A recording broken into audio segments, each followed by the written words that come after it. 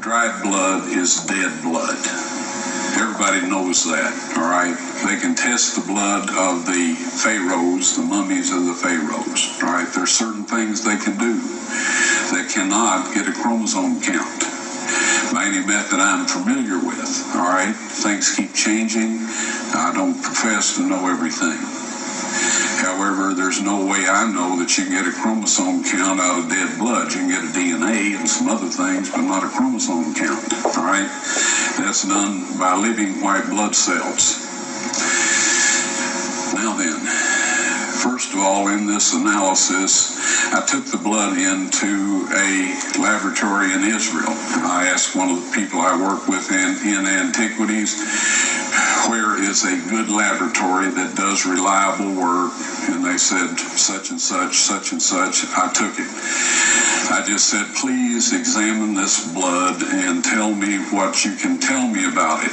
All right? They said, well, look, we're going to reconstitute it. We're going to put it in normal saline and keep it at body temperature for 72 hours with gentle swirling. All right, that's their business. That's great. I said, now I want to be there when you check it out. They said, fine. So I was back. They checked it out. I said, now, they said it's human blood. We can tell that. They did whatever tests they need to do.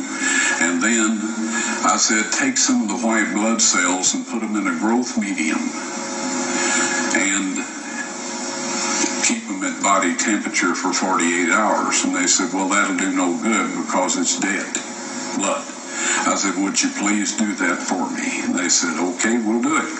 So anyway, I said, I want to be there when you take it out and examine it.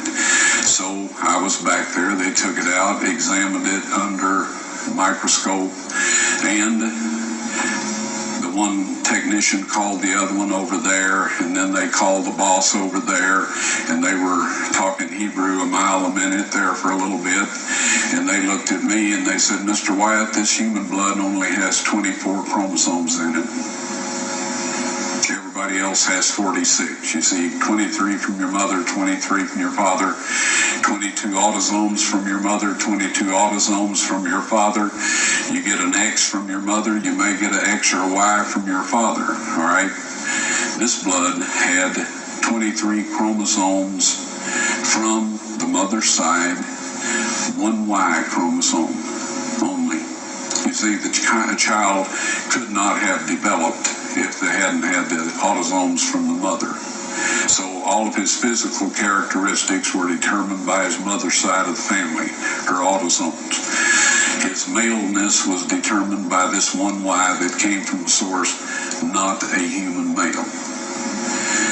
Then they said, this blood is alive. And then they said, whose blood is this?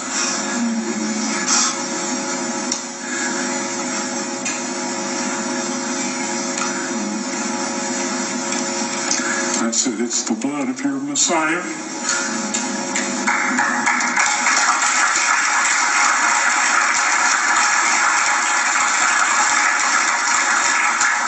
And I assure you, those men's lives have changed.